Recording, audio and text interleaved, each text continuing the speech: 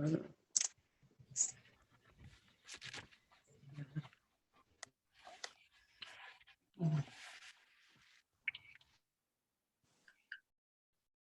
good. Let's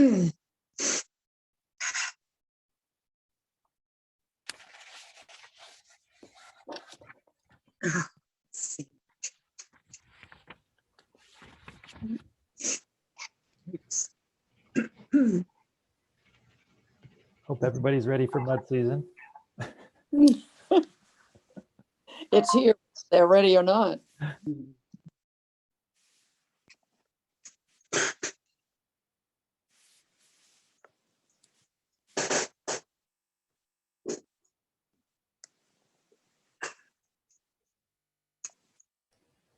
I'm assuming most people in this group are from New England.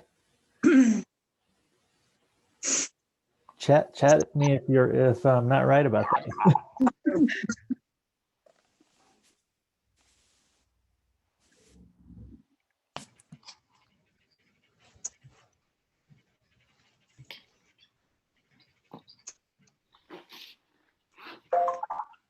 Oops.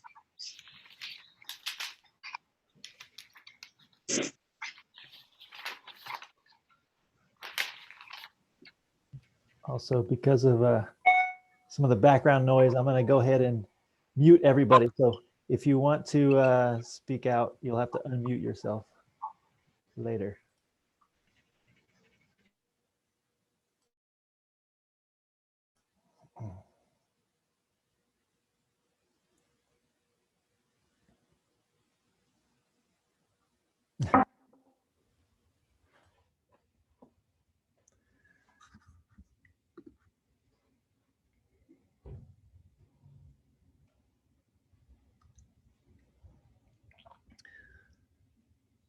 So Miles, just let me know when you want me to begin. I'm ready when you are.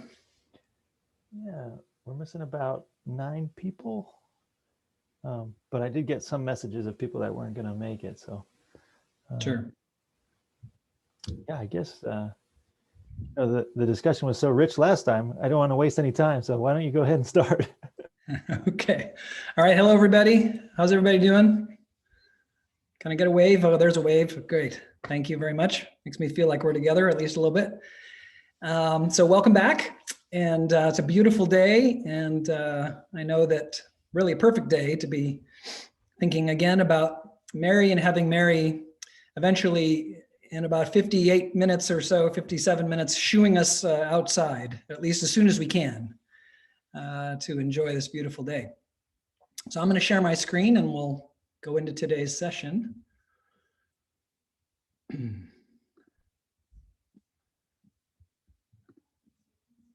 So let's see, can everybody see this? Okay, great. Mary Oliver, Poetry in Nature, session 2. So let's get started. All right. So here is our fearless guide, Mary Oliver on the right and the left, first clam on the left, and a picture taken shortly before her death on the right. Let's do a little bit of a recap, and I'm going to present today more briefly than last time. We're going to focus in on one particular theme in Oliver that is really, I think, really at the heart of her work. And then we'll dive into some poems. So I thought we could begin this recap with a poem by Edna St. Vincent Millay. Just, why not start with a poem? But you remember that Edna St. Vincent Millay is the poet that Mary Oliver helped with in terms of her papers. Millay had passed, but her sister was trying to organize her papers, and Mary came to their estate, Steepletop in Austerlitz, New York, and helped to organize Millay's work. So it's safe to say that Mary Oliver is deeply influenced by Edna St. Vincent Millay in a variety of ways, not the least of which being poetically influenced. So I just thought we could begin with a poem by Edna St. Vincent Millay that has a kind of Oliver feel to it. or I guess you could say Oliver has a Malay feel to some of her poems. So this poem's called God's World. I'll go ahead and read it. O world, I cannot hold thee close enough. Thy winds, thy wide gray skies, thy mists that roll and rise, thy woods this autumn day that ache and sag, and all but cry with color, that gaunt crag to crush, to lift the lean of that black bluff. World, world, I cannot get thee close enough. Long have I known a glory in it all, but never knew I this. Here such a passion is as stretcheth me apart. Lord, I do fear thou'st made the world too beautiful this year. My soul is all but out of me. Let fall no burning leaf. Prithee, let no bird call. So it's a nice, kind of poem in the tradition of romanticism, a good poem to read on a beautiful day, sort of asking God to cut it out with all the beauty in the world. And it's a kind of a sentiment that I think, at least for me, reminds me of Oliver's physicality. I remember that poem we read last time about drinking the pond. Malay here really wants to embrace the world in an almost physical, almost erotic kind of a way, to hold the world close. And she can't hold the world close enough, and it's almost breaking her heart how much she is moved by the beauty of the world. So I thought that might be a nice note to begin today on. So for Oliver, this is just in the spirit of a recap. For Oliver, writing and reading poetry is a method, and it is her method, she says, for attention and investigation in one's own backyard, as we saw last time, aimed at making sure that the place we are in is not prosaic. That is, that making sure that we don't perceive it as prosaic, and that, in contrast, that we do perceive that the world is poetic, that we perceive and recognize the world as a kind of poem. So you may know the ancient Greek word, which actually Emerson made a big deal of this, and Oliver was a fan of Ralph Waldo Emerson.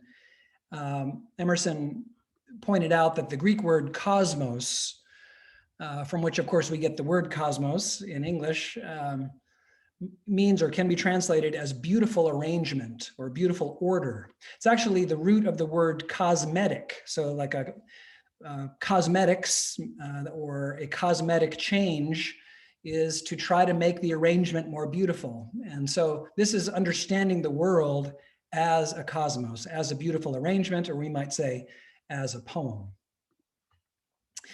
So we saw in her poem Sometimes, Oliver's poem Sometimes, these instructions for living a life. We talked about paying attention being at the heart of those instructions, and that's what we're going to talk a little bit more about today. But for her, that meant walking in a particular path that she did over and over again, writing, pencils in the trees, patiently investigating. And of course, when you're doing that, you can see the world in a certain way, but when you're walking the same path over and over through the course of the year, that's one way, the only way really, to enjoy the subtle changes and the flow of the world, which we really only can do in our backyard. Because if you go to Yosemite, a one-time trip, you'll only get that snapshot. It's only if we go back again and again can our attention be expanded to include the subtle changes, the tides, you could say, of the natural world writ large. So the backyard is an emblem of the cosmos for her, that you can really explore the wonder of the world in your immediate neighborhood. You don't have to go to Yosemite, although Yosemite is a lovely place. Finally, we want to pay attention, says Oliver, toward a goal, and that goal is to be astonished. So it's not just merely to note things, but to be looking for things, using the power of your attention to be looking for things that are astonishing. They may be very small, they may be very large, but to organize our mind and heart so that we're looking for marvels, essentially, and that is the goal, that is the project. Part of that project would be to develop a beginner's mind. That's a Buddhist concept that you can find threaded throughout Oliver's thinking. she goes through a period where she's very interested in Christianity, another period where she's very interested in Buddhism. And we'll talk more about that before this course comes to a close. And then finally, yeah, you've paid attention with the goal to being astonished. And then for Oliver, that has to take one more turn, and that is we have to tell about it, which doesn't mean we have to constantly blab to everyone about it, but it could mean that. It could mean that we're in conversation with friends or with acquaintances about what we've seen. I think we've all had that experience where we're walking along and a stranger points out something to us, or we point something out to a stranger that's beautiful. It might be an owl in a tree, or my daughter just yesterday was out in her hammock in this crazy weather we're having, and a bald eagle flew right over our yard. And of course, she told everybody about it immediately. So it could be conversation, but it could also be contemplation, or it could be writing. It could be dialogue or communication with yourself through a journal or through some other mode of recording your experience and impressions that you can then return to later. And I think this has something to do with the power of language and the humanity or the humanizing power of language for Oliver. It's not enough to see it and be astonished by it. To put it into words takes it to another level, another depth of experience. It's almost like language is a sense that we experience the world through. So this session, I want to really zero in on this theme of paying attention. Oliver has some other thoughts about what she means when she says pay attention, and they're really quite interesting. So I'm going to go ahead and read this little section from her writing to you. And this, I think, will open a few doors for us about how we might think our attention should be arranged when we're in the world, and also when we're reading poetry. Because remember, for Oliver, poetry is a method for helping us do these things. The poems themselves can help us to pay attention, to be astonished, to tell about it. So let's focus in now, zooming in closely on this concept of paying attention. So this is Oliver reflecting on what she means by pay attention. And this is a really interesting passage. So it's just 3 or 4 paragraphs. So let's kind of get into our mindset of listening to Oliver's voice here. So she says, "It has frequently been remarked about my own writings that I emphasize the notion of attention. This began simply enough, to see that the way the flicker flies is greatly different from the way the swallow plays in the golden air of summer." So I think this is interesting that her first example is comparing 2 birds, and not only their plumage or how, their size, but the way that they fly. So that might be an example of the kind of thing, the kind of detail that she's interested in noticing. She goes on, "It was my pleasure to notice such things, and it was a good first step. But later, watching M," and of course M is Molly, her partner, who is a great photographer and an artist in her own right. But later, watching Molly when she was taking photographs, and watching her in the dark room, and no less watching the intensity and openness with which she dealt with friends and strangers too, taught me what real attention is about. So she's signaling here, she's got a first step attention and then real attention. So what does she mean? She goes on, "Attention without feeling, I began to learn, is only a report. An openness, an empathy was necessary if the attention was to matter. Such openness and empathy Molly had in abundance and gave away freely. I was in my late 20s and early 30s and well filled with a sense of my own thoughts and my own presence. I was eager to address the world of words, to address the world with words. And then Molly instilled in me this deeper level of looking and working, of seeing through the heavenly visibles to the heavenly invisibles." Which is a marvelous phrase, which is worth remembering. So on the one hand, I want us to bear in mind, she says, she pushes us, she's challenging us, an openness, an empathy was necessary if the attention was to matter. So there's some attention doesn't matter, some attention does. The difference, she says, is empathy. And then this great phrase, this deeper level of looking and working, of seeing through the heavenly visibles to the heavenly invisibles. So heaven for her is not, it's not as though heaven is always ghostly or difficult to see, or you have to see through the earthly world. No, the heavenly visibles are right there. There are visible things around us that she calls heavenly, but there's another level even behind them, sort of two levels of heaven, one visible and one invisible. Finally, she says, I think of this always when I look at Molly's photographs, the images of vitality, hopefulness, endurance, kindness, vulnerability. And I think we can imagine her poems in this way, at least some of them, that for Oliver, they are themselves images of vitality, hopefulness, endurance, kindness, vulnerability. We each, that is she and Molly, had our own separate natures, yet our ideas, our influences upon each other became a rich and abiding confluence. So this is a little portrait of their partnership. I don't think I was wrong to be in the world I was in.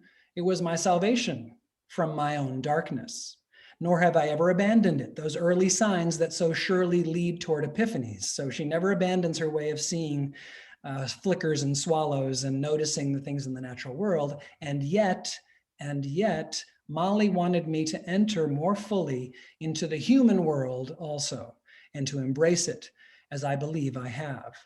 And what a gift that she never expressed impatience with my reports of the natural world, the blue and green happiness I found there. Our love was so tight.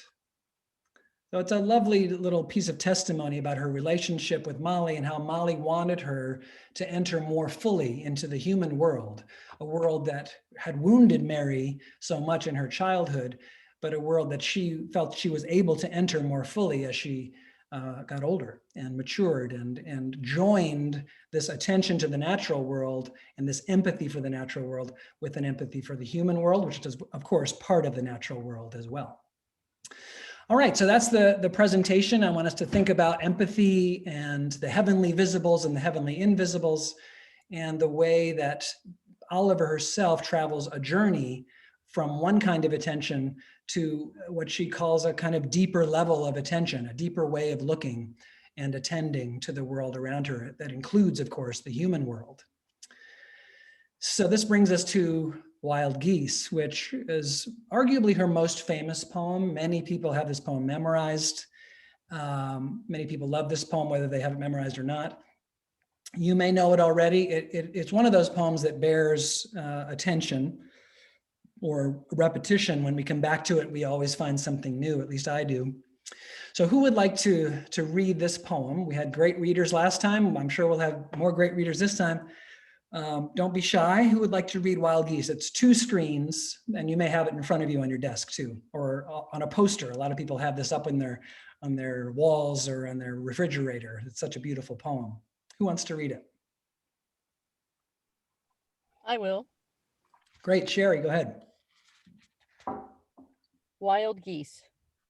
You do not have to be good. You do not have to walk on your knees for 100 miles through the desert, repenting. You only have to let the soft animal of your body love what it loves. Tell me about despair, yours, and I will tell you mine. Meanwhile, the world goes on. Meanwhile, the sun and the clear pebbles of the rain are moving across the landscapes, over the prairies and the deep trees, the mountains and the rivers. Meanwhile, the wild geese, high in the clear blue air, are heading home again. Whoever you are, no matter how lonely, the world offers itself to your imagination, calls to you like the wild geese, harsh and exciting, over and over, announcing your place in the family of things. It's beautifully read. I loved the way you took your time with those lines. So as is our custom, we'll open the discussion with noticing, appropriately enough for a session that's devoted to thinking about attention. We'll notice first just details that stand out to us, and then we'll begin to ask questions and then finally interpret. So who noticed something about this poem? Well, do we raise our hands or what? How are we doing Just this? jump right in, Randy. Go for it. Well, the very first line, it it just grabs me. I suspect it grabs other people too. And that it's kind of an instruction, but a wonderful instruction. Why do you think it grabbed you? You know, what was it in you that kind of felt arrested by that? Oh, because it's so the opposite of what we think. Yeah. I'm being told I don't have to be good. I mean, that's it's so astounding. Well said. What else? Others? Second and third line, walking on your knees in the desert, just brought religious imagery to my mind. Mhm. Made me think of religion.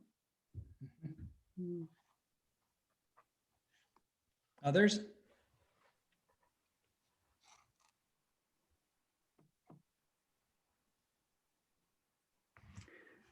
I guess every line is kind of amazing because I'm going to comment on the next line. I just think the soft animal of your body is just has a different sound quality to other parts of this, and so it's kind of highlighted for me in that way.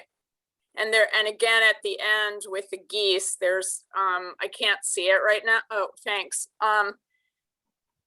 I really like harsh and exciting. And I can hear some sound in that, you know, so I guess both the soft animal of your body and somehow are a little different from some of the other sounds in the poem.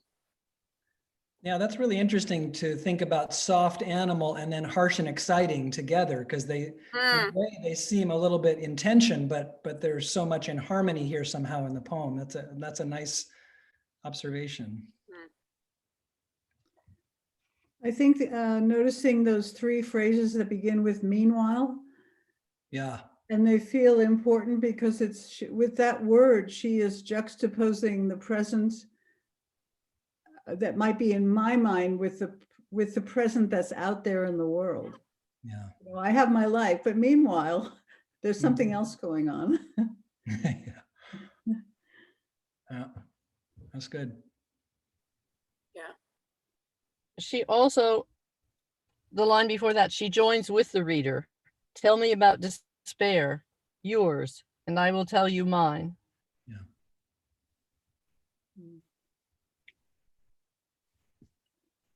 And it's so intimate.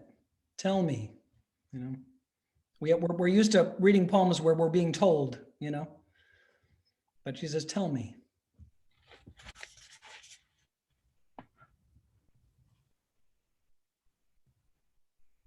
What else stands out?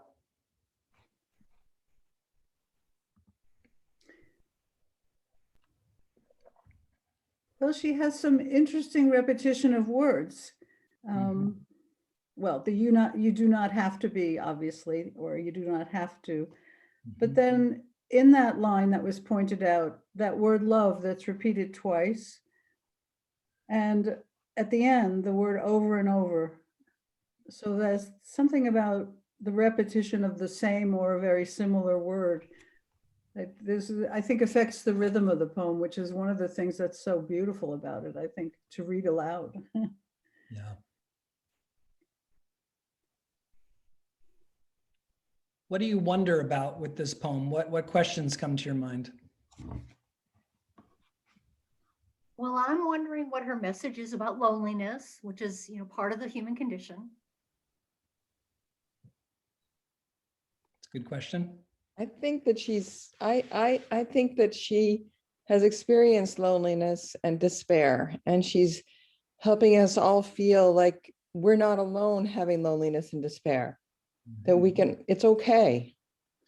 And, you know, the world is beautiful and it goes on, and we can join in if we want. We're invited.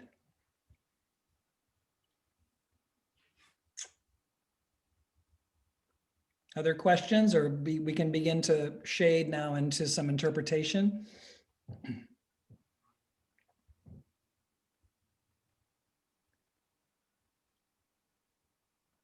What's this poem about? Why does she pick up the pen, as it were, you know, or the pencil? Why is she moving toward, gesturing toward us in some way? What's on her mind? Well, I somehow imagine she actually heard those wild geese one day. They make quite a sound, and I imagine it provoked this feeling. And that last line about announcing your place in the family of things. I mean, again, when you look up at the sky, you rarely just see one goose, you know, you see a family of geese or many families of geese flying together. Mhm. And somehow I think she's bridging our gazing up at there kind of longingly with, wait a minute, maybe we're part of that too.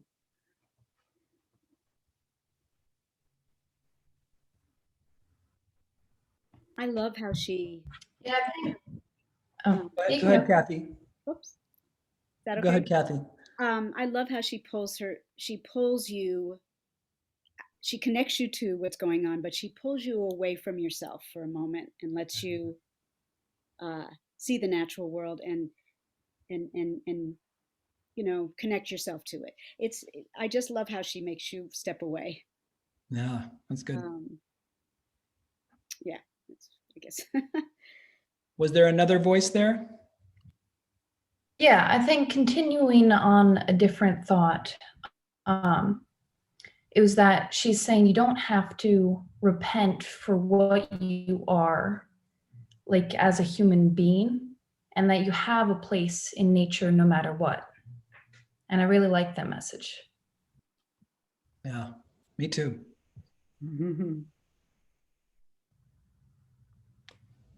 Other thoughts about the message or the meaning or the interpretation of the poem?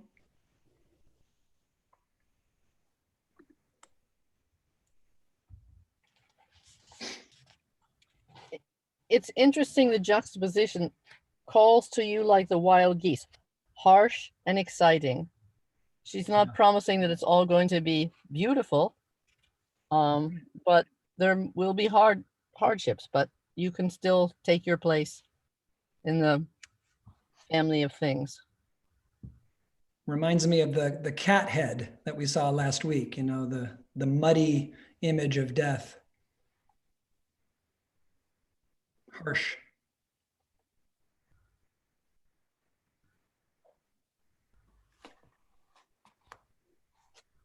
One of the things that's always stood out to me is this line, the world offers itself to your imagination. That, to me, that's kind of the heart of how the poem comes across to me. And it's really a remarkable claim that the world offers itself to you. That it in the next line, calls to you. You know, I think there's a lot of temptation or reasons to think that maybe the world is not thinking about me at all. You know, that I am not on the radar screen of the world, that I am a kind of insignificant nothing. And this poem it's not as though she's saying you are everything and you are the center of the world, but so there is this sense of a kind of small ego. But on the other hand, the world is offering itself to you, to your imagination. That's just a remarkable, I think, provocative argument she's making, that the geese are talking to you, or at least the world is talking to you like the geese. You know, whether or not the geese are is a matter of debate, I guess. And then that opens up a different kind of attention. If you go out for a walk and say, oh, look at the cardinal or look at the pond, that's a lovely way to walk. But how would it change if you thought the world is offering itself to my imagination? You know, what kind of a walk might you take if that were true?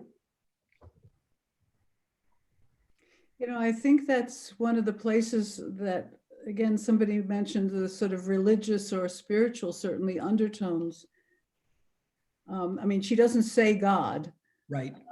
But this notion that there is something out there that exists for you to see.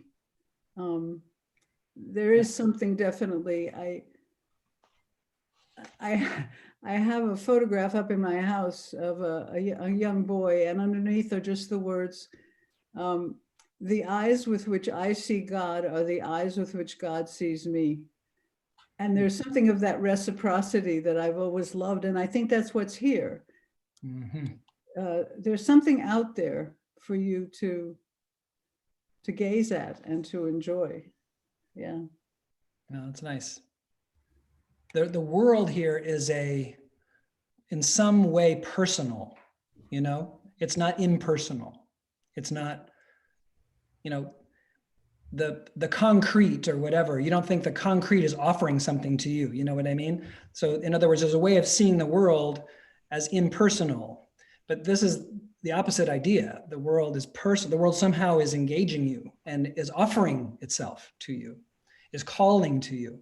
And at the same time, as somebody pointed out earlier in this conversation, the poem seems critical of certain religious ideas at the beginning of the poem, right?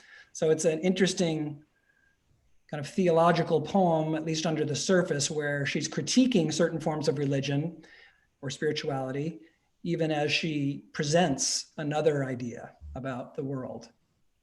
Now, I love this poem. Keep going. Go ahead. Matthew, I'm glad that you brought my attention to this particular line because I hadn't paid much attention to it. But her choice of the word, her use of the word offers. Yeah. I tend to think of the natural world as being completely indifferent to us human beings. Yeah. But there's something going on, as Randy was talking about, like Oliver seems to be pointing towards a presence behind the natural world, to something spiritual, to something bigger. Yeah. So I think by critiquing the religion at the beginning, maybe she's trying to set us up for her own her own softly delivered spiritual message. Could be, yeah. I think the religious aspect of it is very interesting because that very first line, "you don't have to be good," kind of goes against, especially the religion that I was raised with, Catholicism, goes against everything that Catholicism is. You do have to be good. Yes, you're imperfect and you're flawed, but ultimately you have to be good. So I do find this kind of, I won't say anti-religious, but along those lines. Yeah. Yeah, there's a critique at the top for sure of something, you know, probably not limited to religion. This idea of you have to be good is not only religious, but it certainly exists in religious forms, many, many religious forms. It's an awesome line. Just from the very beginning, you don't have to be good. Yeah, right. She, in the email I sent to you guys this week, there's a link to the conversation she has with Krista Tippett on the On Being radio show. And she talks about this poem and she talks about how she wrote it. And so if you're interested in that, you might listen to that interview. It's a wonderful interview anyway. I highly recommend it. But one of the things she says about it, just to give you a taste, is that she actually wrote the poem in the context of an exercise, a writing exercise. She was trying to show how ending a line with a period can be so powerful. And she does that at several points in this poem, including the first line. You know, many poems, they don't have a period at the end of a sentence. They go on to the next line, which is sometimes called enjambment. But this is the definite power of putting a period in the poem. So she was showing students how to do this, and she started to write this poem, and it just kind of unfolded and came out, and now it's a classic in her work. All right, any final words on this one before we move on to the next? I would actually like to say one thing more about the simplicity and ease of just the language, because I think Mary Oliver has been a little criticized for being quite so popular. I don't know exactly from who or what. Yes. And I wonder sometimes if one of the reasons is because this language is so accessible. Yes. These are words we use every day, slightly differently, of course, and put in a different configuration, but the words themselves, we don't have to look them up in dictionaries, That's right. and I appreciate that. I do too. That interview we saw an excerpt of last week, I sent you a link to the full interview, and she actually addresses that topic at another point in the interview with Coleman Barks. And she says that for her, the simplicity is essential. That she says a lot of modern poets, she says, it's like they're trying to tap dance through it, she says. And she thinks, no, you don't need to tap dance. Just use the language of, everyday life. So very nice. All right, let's go to the next poem, which is called Breakage. Who would like to read this? This is a poem on one screen, so any volunteers? I'll read it. Great. Breakage, 2003. I go down to the edge of the sea, how everything shines in the morning light, the cusp of the whelk, the broken cupboard of the clam, the opened blue mussels, moon snails, pale pink and barnacle scarred, and nothing at all whole or shut, but tattered, split, dropped by the gulls onto the gray rocks and all the moisture gone. It's like a schoolhouse of little words, thousands of words. First, you figure out what each one means by itself. The jingle, the periwinkle, the scallop, full of moonlight. Then you begin, slowly, to read the whole story.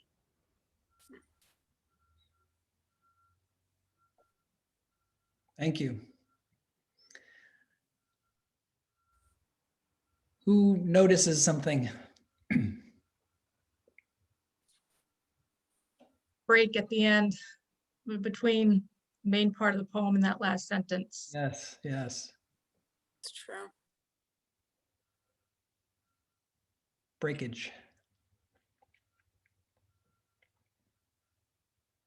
What else? So she did use one word that I looked up, which was the word whelk, because I've never come across that before. But of course, she knew that part. She knew that word because of all of her time on the seashore. Sure. What did you find? Kind of mollusk. Kind of looks like a snail. Yeah. Nice. I guess I noticed the metaphor. It's like a schoolhouse of little words. Mm-hmm. Just this comparison, sort of the first part of what she observes and then her reflection in the form of a metaphor. I love a school. I love that picture because I'm picturing the word schoolhouse is interesting because for me, that's a one-room schoolhouse. You don't say schoolhouse anymore. That's Right. a one-room schoolhouse. I think that's fair.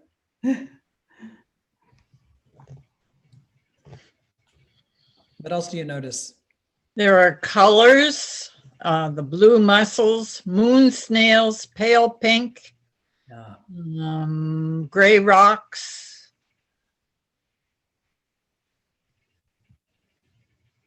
I noticed that everything is broken and empty and there's no more moisture, meaning everything is dead of all these shells. But they have a story. They had a life, and you could put them all together and think of the story of how they lived.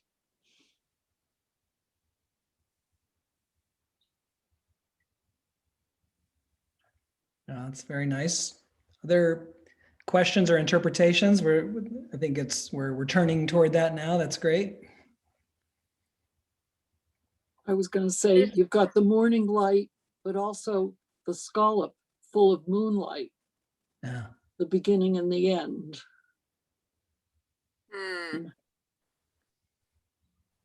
That's good. It's like she spent the whole day there. Yeah. Yeah. It's helpful. This seems a good example of the, prosaic becoming the poetic. And also, I just think the title is really powerful because that, is working on two levels.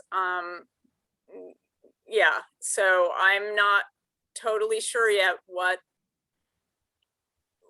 this all means, but I'm intrigued by breakage. Yeah. What levels do you see in that word so far? Well, I guess just the, breakage is, could be more like emotional wreckage, or, it's just a powerful word. Yeah. So we're not just talking about shells. No. Yeah. And breakage, for me at least, also has a negative connotation. Mm-hmm. And I don't think of Mary Oliver as being negative, but she's pointing us towards something emotional, as the woman who was just speaking mentioned. Yeah. And it's clear, I read the articles that you sent us, and I didn't, the trauma, childhood trauma that Mary Oliver experienced. Yeah. But Yeah, breakage could also have, it can also, I mean, it's not only negative, right? Because it could be to break open. That's So right. that could be also a freeing experience too. I yeah, think it's interesting that she uses the schoolhouse, and it's as though it's a metaphor for what's happening at the sea, but it's also, I think on the other hand, it's actually fact that the letters are separated one from apart, they're broken apart, and yet they come together in words and they tell the whole story. So that image, that metaphor is also how she writes the poem. So it's also not quite tongue in cheek, but it has a bit of that element. Huh. That's nice. That's interesting. and I'm kind of interested in the word breakage because I'm not sure I've ever actually heard it. And what it suggested to me, I mean, I know the word carnage, but she's not talking about carnage. Carnage is a very different, and you could look at the mess that's on a seashore, or you could call it a mess and call it carnage, but she's not. And to me, the word break does have a suggestion that things broken sometimes can be put back together again. And that's actually, I think, what she's saying at the end. You put it back together again by looking at the bigger picture, to look at the whole story, not just the individual parts that appear broken, but what's the whole story? Yeah. That word whole, she's playing with that word whole, because the whole is the opposite of breakage, right? But it's the whole story and everything is broken. She doesn't say there's a lot broken here, there's some whole things. No, everything is broken. And it's really, I mean, those central lines, what strikes me about this is, I mean, look at those central lines. Nothing at all whole or shut, but tattered, split, dropped by the gulls onto the gray rocks, and all the moisture gone. If you just had those lines alone, you'd think this is, I don't know, a sort of terrible portrait of an ugly beach or something like that. It's very strong language, but somehow in this larger context, there's a lot more going on than just that. But it's a very violent image, actually, of a gull dropping a rock. It breaks open for the purpose of, lunch for the gull, and death for the clam or whatever, the mussel. So for me, this is one of the poems. Many of Oliver's poems are like this, where she is talking about that harsh part or that brutal part of the natural world. She's not, Pollyanna.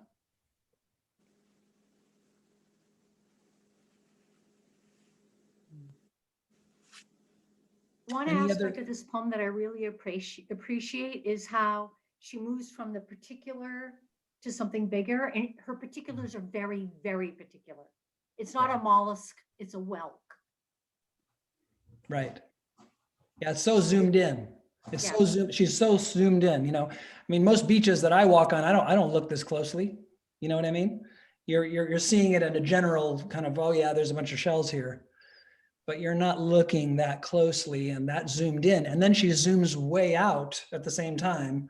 She says all these words, thousands of words, so there's a kind of zoom in, zoom out quality that it's really, it's remarkable, the intimacy and closeness, but also the grandeur of this scope.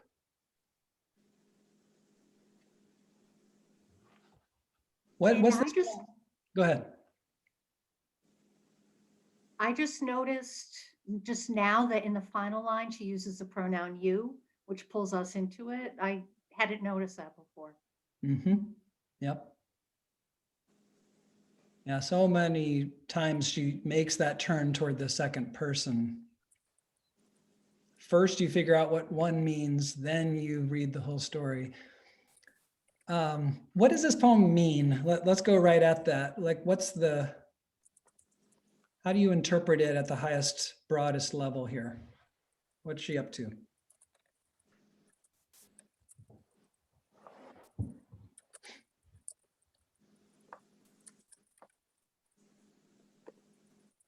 I'm guessing it's something about a life and the pieces of one's life that they can seem broken, fragmented. There's a lot of breakage. Maybe even for her, it was the abuse and so on. But somehow when you have all the pieces, when you look at the whole and you look at each one separately and then put it together, it tells the whole story. It tells of a life. Yeah, that's nice.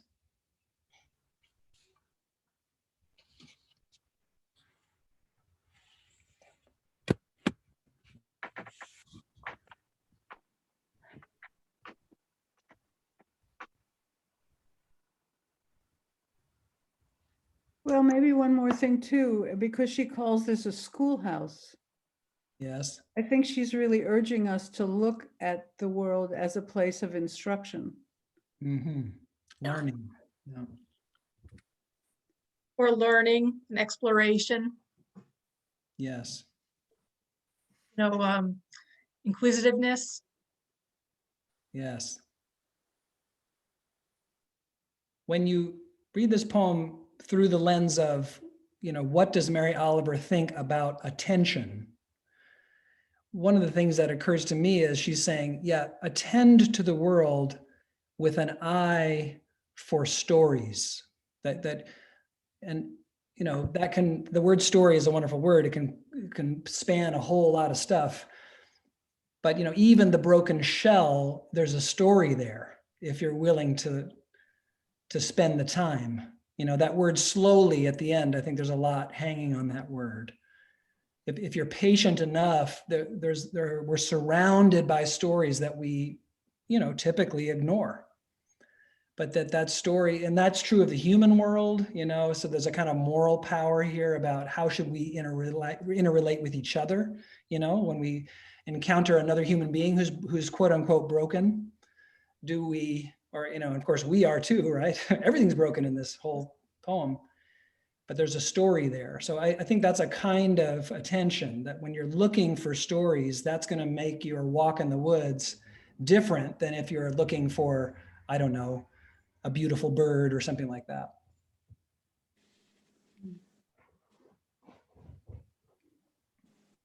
Any other thoughts on this one?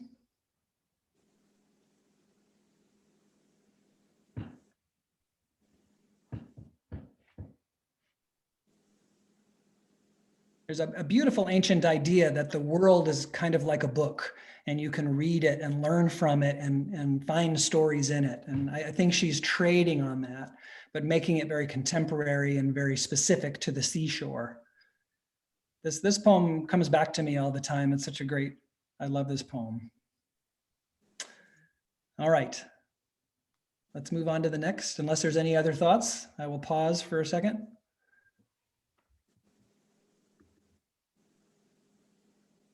All right, now for something completely different. The Moths. Who'd like to read this one? Maybe someone who hasn't had a chance yet.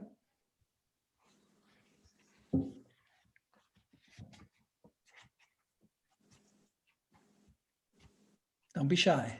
I'll read it. Great. The Moths.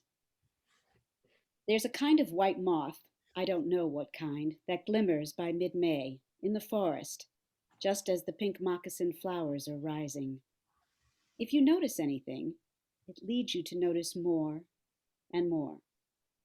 And anyway, I was so full of energy, I was always running around, looking at this and that. If I stopped, the pain was unbearable. If I stopped and thought, maybe the world can't be saved, the pain was unbearable. Finally, I had noticed enough. All around me in the forest, the white moths floated. How long do they live, fluttering in and out of the shadows? You aren't much, I said one day to my reflection in a green pond, and grinned. The wings of the moths catch the sunlight and burn so brightly. At night, sometimes, they slip between the pink lobes of the moccasin flowers and lie there until dawn, motionless in those dark halls of honey. Thank you.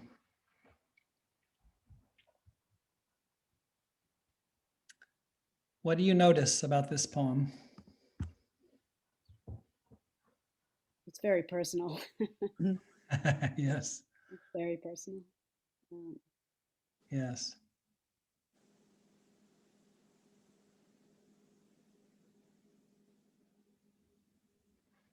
Other thoughts, things that stand out?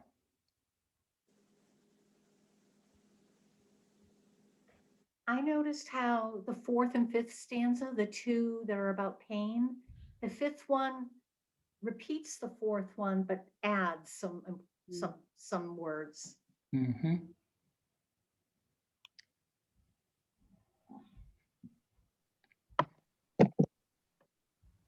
Others?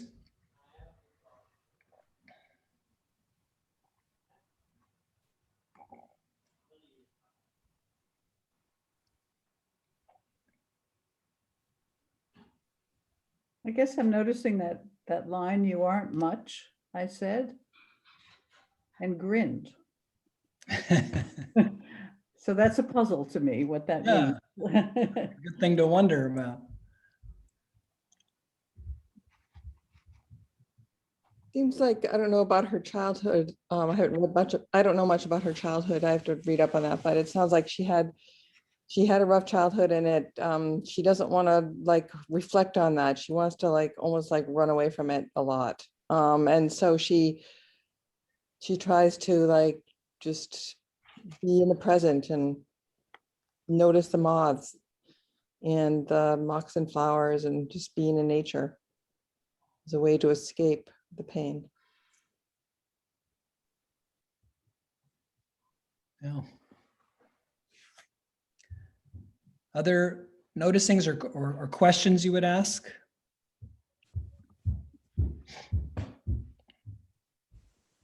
I noticed. I would like to know what she's referring to when in the fifth stanza, when she refers to the world can't be saved. Is that humanity? Is that the natural world? Is it both? Good question. Was there another voice there? Yeah, I noticed that when she says the moths go in and out of the shadows, I equate that to her emotional states of going back and forth between pain and living in the beauty of nature and forgetting about that pain for as long as she can. Oh, that's nice. I guess one other thing I wonder about that very last stanza, I mean, I feel like she's in some way comparing herself to this moth all the way through. Mm-hmm.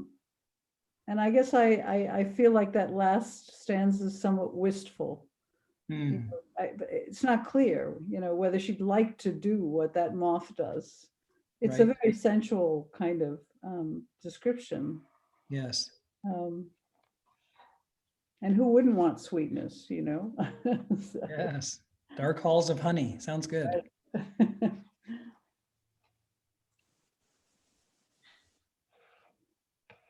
Yeah, this idea of the shadows, I'm just noticing now for the first time, that's the one question in the poem. How long do they live fluttering in and out of the shadows? I think that makes us pay attention to that line a little more because it's the only question in the poem.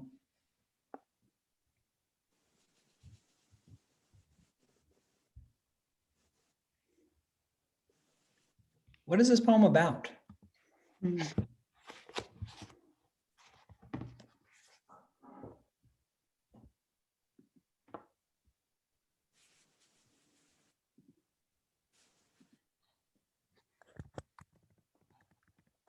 this line at the top, or it's the third little stanza or grouping of lines here. I was so full of energy, I was always running around looking at this and that. You know, there's a kind of frenetic quality to her presence in the woods. And then by the end, there's this rest and this sweetness and this, motionless in those dark halls of honey. I think there's a kind of story being told there, or contrast being drawn between a frenetic energy and a Sabbath or a rest energy, and a sweetness that maybe she's longing for.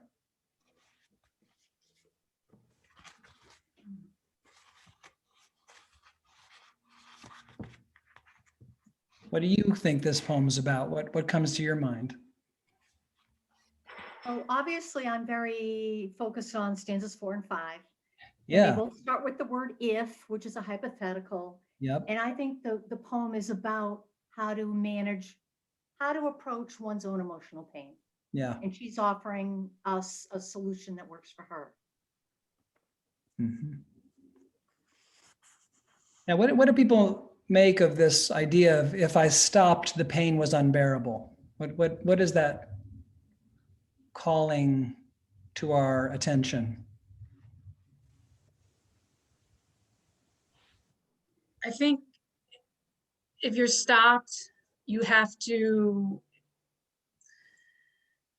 take notice of what's going on. Whereas if you're in this frenetic pace, you just keep going from this to that, and you don't have to stop. And I think that's why a lot of people stay busy, is so that they don't stop and feel the pain.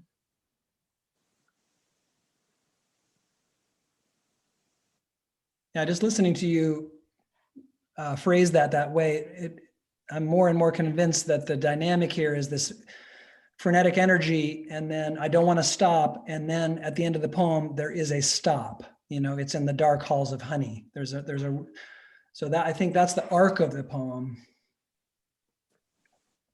At least that's how it comes across to me. Any other thoughts about this one? Well, about that stopping though, she, at least if I stopped and thought. Yeah. There's something about when you stop looking, when you stop gazing out, then that's when thoughts start to arise. You seem to inhabit something in the thinking mechanism, and her thinking mechanism is what gives her some pain. That's interesting. She remembers, but she doesn't use the word memory, but perhaps what she remembers or what she thinks, even what she imagines will happen. Whereas if you're looking, and you're really looking with the intensity with which she's looking, there isn't really room for thinking. And that can be a relief. Yes. I agree, because I'm not looking at the right stanzas now, but somewhere she says that you need to keep looking. You look. Leads you to notice. If you notice anything, it leads you to notice more and more and more. And I like to think of that by itself, kind of out of this poem, just like I love to walk in the woods, and we call it an amble because we're always, looking at things, and you find something and then you find something else. And to me, that little stanza could stand on its own, just out, without necessarily leading you to the conclusion here. Yes. Yeah, that's a lovely spotlight on that group of lines. It could be that she's playing with the power of noticing in this positive way that you experience on your ambles, and that I certainly experience too. But also talking about the shadow side of there is a way of noticing that is frenetic, and that's, more and more and more and more and more. And because he immediately goes on to this idea of I was running around looking at this and that, as opposed to kind of being, or whatever state of mind you would, or state of body and mind you would characterize that last stanza about the dark halls of honey. There's obviously a very different mode of attention there. There are moments where she's inhabiting the moth, Yes. places where she's,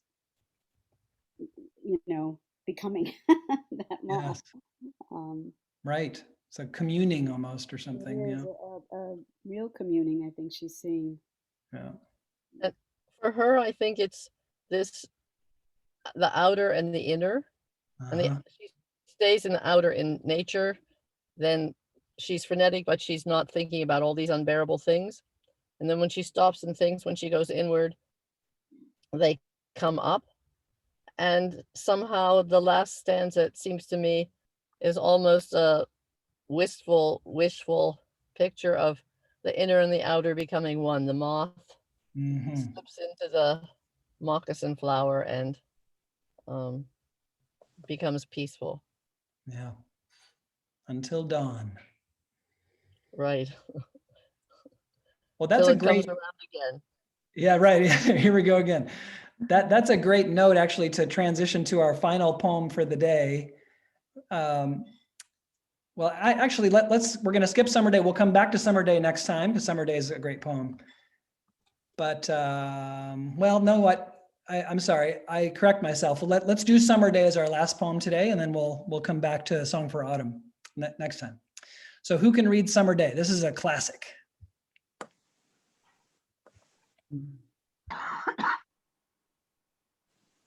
You know you want to. Go for it. I do. Good. The Summer Day. Who made the world? Who made the swan and the black bear? Who made the grasshopper? This grasshopper, I mean, the one who has flung herself out of the grass, the one who is eating sugar out of my hand, who is moving her jaws back and forth instead of up and down, who is gazing around with her enormous and complicated eyes. Now she lifts her pale forearms and thoroughly washes her face. Now she snaps her wings open and floats away. I don't know exactly what a prayer is. I do know how to pay attention, how to fall down into the grass, how to kneel down in the grass, how to be idle and blessed, how to stroll through the fields, which is what I've been doing all day. Tell me, what else should I have done? Doesn't everything die at last and too soon? Tell me, what is it you plan to do with your one wild and precious life? All right, who can start us off? What do you notice? What stands out to you?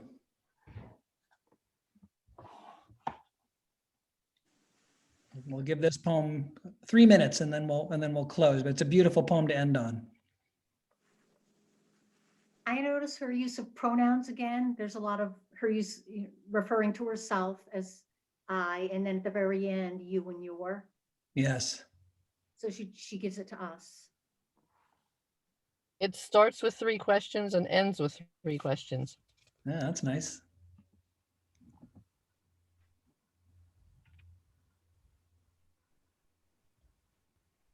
Again, it's so zoomed in, to be able to see a grasshopper's eyes. I don't know if any of us have done that in the flesh, that's remarkable. Very zoomed in. Yeah, I was going to say how she really personifies the grasshopper, giving it, a gender, she. Yes.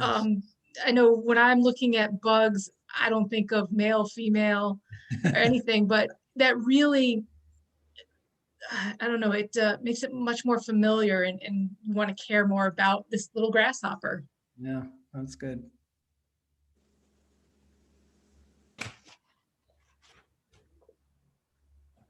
What do you think it says about attention? We can maybe end on this. We can open up a little bit. What does this poem say about attention? This great theme in her work. I think she's saying paying attention is as much a prayer as the kind of prayers we might be used to seeing in whatever religious building we attend. Yes. I totally agree. And I think she might be being a little bit coy when she says, oh, I don't know exactly what a prayer is, because I think she has ideas for herself about what prayer is. Uh-huh.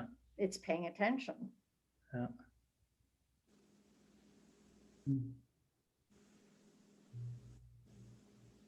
To me, this is a very subversive poem. She's saying, you know, all those measures we have of how to have a successful, productive, busy day, you know, she's saying, how about being idle and blessed?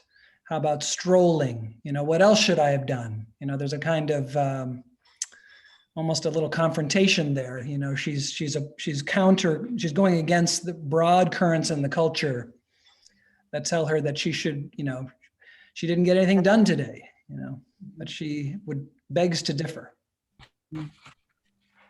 Attending is the best thing you can do with your day, she's saying.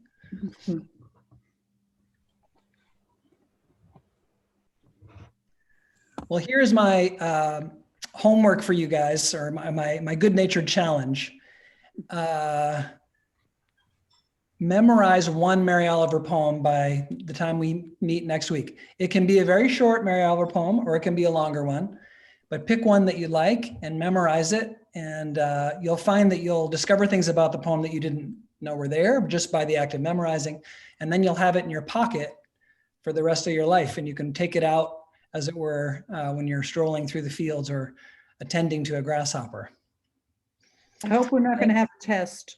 No, that's right. You're great. I'm a very easy grader. So thank you all for attending today. Speaking of attention or attending, thank you for attending in all sense of that word. We'll meet one more time in a week, and I'll send out a few poems that we'll look at. We'll certainly look at the song for Autumn, which we didn't get to today. That's fine. This was a very rich discussion. You guys are awesome. So enjoy the summer day, or the poem and the hint of summer that we have on this. I guess it's more of a spring day, but it feels like summer. So enjoy, everybody, and thanks again. Oh, thank you. Thank you. Thank you. Thank you. All right, have a good Thanks, one. Matt. Good weekend. And I'll send out this recording probably next week for everybody. Great. Thank you, Miles. Thank you. Appreciate that.